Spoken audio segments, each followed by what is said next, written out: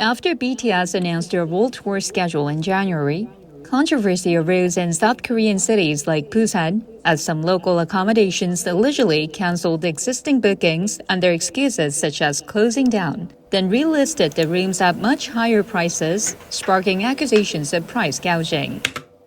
That's expensive, by the way. I may or may not know someone who is in the industry or them in the industry who's eaten well off of this situation. May or may not. May or may not. I'm just saying. But I will say this though, and it's a shame. I will say this, but it's a shame. When I talk to a lot of business people, because I know a lot of business people, the first thing they always say is that like BTS, K-pop, and like the entertainment industry, they do more. They do more for the economy than the actual government. And that's a shame. Let me say that again. They say like BTS and Blackpinks and the K-pop and Netflix, they do more for the economy than the actual government. And that is not a good thing. But the price gouging, you know what's gonna happen though. It's the army. It's the BTS army. BTS. By the way, if BTS came in the room right now, I wouldn't even know who the hell they are. But that's just me. I'm just here. I'm just here. But people love BTS and it's happening. The government has identified the root cause of such issues as weak standards and penalties and announced that it will strengthen current regulations so that businesses caught engaging in such practices will face immediate suspension of operations. 일방적인 취소에 대한 굉장히 불공정한 행위죠. 그런 행위에 대한 제재 규정 자체가 없는 그런 사례가 있습니다. The relevant enforcement. So if there's no regulation, isn't it legal? If there is no regulation, isn't it fair? Because the time to put in a law is not after something happens. It's before something happens. And it's not only Korea who's guilty of this. It's most governments, they do this. Enforcement rules have been revised so that businesses that do not display their rates, previously subject only to corrective orders or warnings, can now result in a business suspension even on the first offense. The new rule will be applied to restaurants and lodging businesses, including foreigners-only guest houses and rural homestays, which had not been screened in the past. Businesses that cancel reservations without a legitimate reason will also face immediate suspension of operations. Additionally, the so-called self-reporting system for rates will be introduced, and the rich businesses must set their own maximum prices in advance for peak and off-peak seasons and report them to local governments.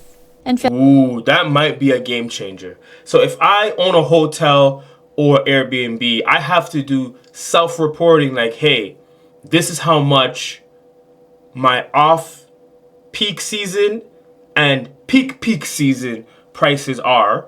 So if anything happens in the future and they check and it's way off, you're in trouble. Ooh, that could be a game changer. In fact, the Fair Trade Commission and the Korea Consumer Agency had earlier found out that the average room rate in Busan was about 2.4 times higher than usual for BTS's concert dates in June. Some were found to have raised their prices. That's a lot of money, man. It's BTS though. Like, I'm not a concert person, but that's a lot of that's might be more than the price of the actual concert tickets. Prices by as much as 7.5 times. However, since implementing measures requires time for legislative procedures, the new regulations will not apply to lodging issues related to BTS's upcoming concerts. Here's what I will say. Korea has to be careful. Everybody in the tourism industry has to be careful because Korea has an excellent reputation. Korea has an excellent reputation. There's not a lot of tourist traps, and Korea is extremely safe, right? Then you have the wonderful culture, scenery, everything else. So it makes Korea a wonderful tourism destination. Other countries are beautiful, like most countries are beautiful. But then you have the tourist traps, and they go viral.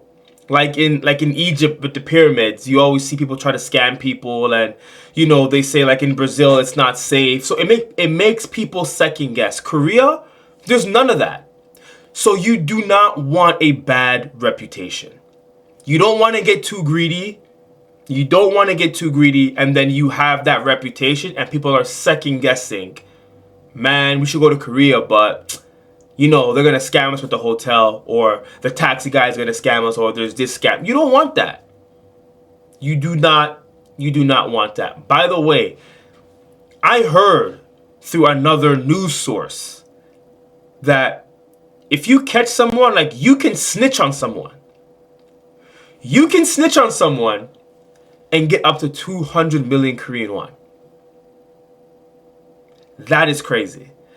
Like, the snitching thing in Korea is crazy. Like, you can, as a civilian, someone's like misparked, illegal park, you can snap a photo, put in the app, and snitch.